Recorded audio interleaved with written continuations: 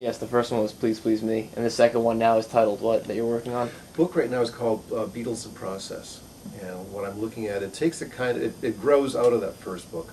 The first book was about all of this, the ecology, if you will, of music and recording in London in the '60s, and the second book will kind of continue that approach, but focuses in on how how this applies actually to the Beatles. And I'm looking at the core repertoire of the Beatles, their singles, and their EPs. These are the recordings that the Beatles and their management and production staff selected for special promotion and release. So that seems like, as an ethnomusicologist, it's the decisions of the musicians that I find more important than, fan decisions or critic decisions. Critic replay, is going to be part of this too, because I want to also going to go in and evaluate how critics looked at the music at the time. So I'm also reading reviews from there and comparing, analyzing out a bit how the critics kind of played into this ecology also, how their feedback helped to shape how fans construed the music and how musicians in part changed what they were doing. Right. Now, in terms of the Beatles, we know that Elvis Presley was, big in the '50s, and the Beatles definitely took a liking to him and tried to emulate him a little bit on stage when they first started working. But in terms of other early influences, who did they look to as a? Well, the big influence, the one that everybody points to is something called skiffle. Skiffle comes from actually an American term, and it refers what do we call it? The Americans tend to call it jug band music. It's basically found instruments with maybe a guitar or a banjo or something like that, and simple songs. The Americans would play it with a wash tub bass and maybe a washboard. British would also use a washboard, but instead of wash tubs were not their thing, so you'd have these things called tea chests, which were big boxes for storing tea in, and they would put basically a pole on there with a string on it, so that you basically providing a bass thumping sound at the bottom for that. And that was really easy music. And the kind of leader of that in Britain was a guy named Lonnie Donegan. And Lonnie Donegan was doing covers of American folk blues as such. Hootie Ledbetter tunes like Rock Island Line. That was a big one for him. But he then actually started shifting out of that American folk blues idiom and began adopting another kind of music that really influenced the Beatles too. And there's various kinds of music hall tunes that had been popular through the early 20th century and had kind of manifested itself during the Second World War and after with people like George Formby. And this repertoire is at once topical and usually a little pornographic, a little racy, and just meant for pub singing and stuff like that. And that repertoire comes in. Lonnie Donegan actually starts doing some of that stuff. Does your chewing gum lose its flavor on the bedpost overnight? And then another one was, my old man's a dustman, he wears a dustman's cap, he wears gold-lined trousers, and he lives in a council flat. And there's all these different rhyming verses you put on after that. Usually a little, poking fun at people in the audience or the British society or whatever. That comes into play too. That's part of the influences on them. But as certainly Elvis was important, but the things they also started listening to were the rockabilly performers like Carl Perkins. And that clearly was a big part of their repertoire early on. You can look at their early repertoire and see what these influences are. You can see Elvis there. You can see Little Richard. You can see rockabilly. Gene Vincent, not truly rockabilly, but kind of close enough.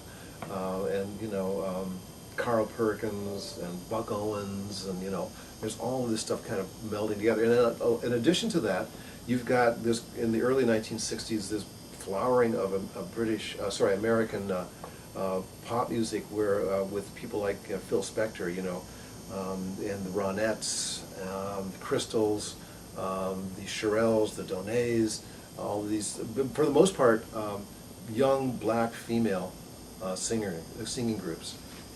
And the Beatles, they're interesting. The Beatles are essentially a rockabilly band. 2 guitars, bass, and drum.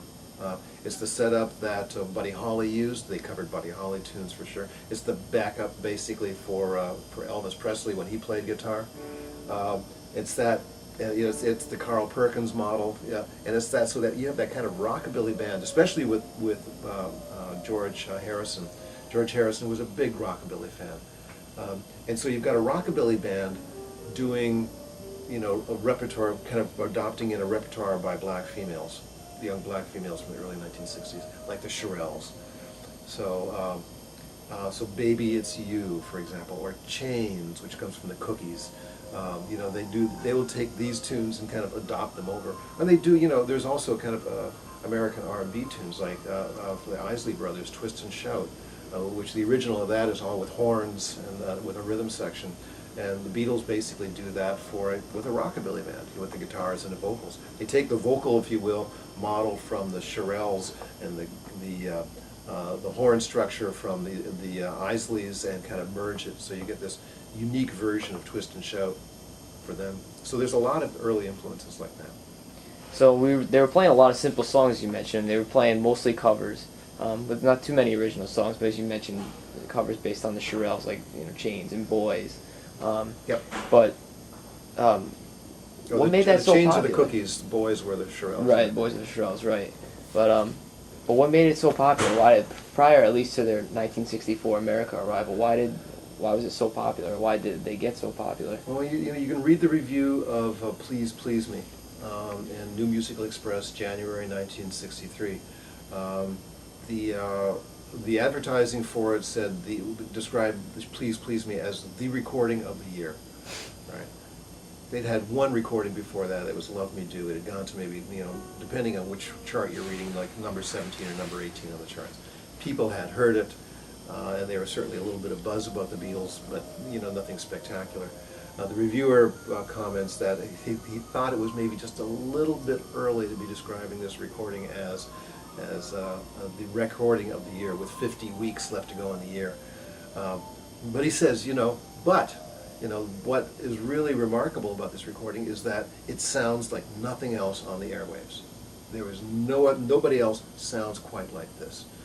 He says it's full of excitement, it's full of just energy. It's totally unlike anything else we're listening to right now. So that's a kind of key, that particular kind of sound. The other thing is too, you have to realize what were the hit recordings of that era for the British. There's the Tornadoes had a hit recording with Telstar. Now Telstar was there was guitar, bass, and drums in there, but they also were using these electronic keyboards. So when the Beatles did their audition with Decca Records in January of 1962, Decca Records, Dick Rowe at Decca Records told them, look, guitar groups are on the way out. And he was probably thinking in his mind, well, look at keyboard groups are the ones who are coming in.